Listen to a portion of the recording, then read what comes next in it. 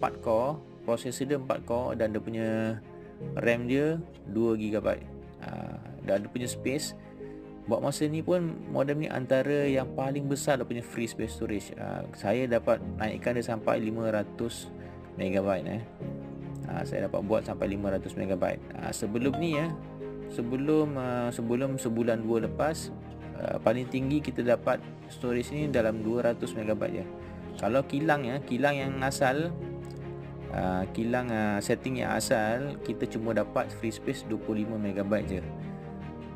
Jadi bila kita dah modify, kita dah upkan jadi 200 sebelum ni. Tapi sekarang saya dah percaya upkan, saya dapat 500 MB free space storage besar tu. Dekat dalam, saya rasa dekat pasaran dunia tak ada lagi modem 5G yang boleh bagi space sampai 500. 100 MB free space storage pun saya rasa susah nak dapat.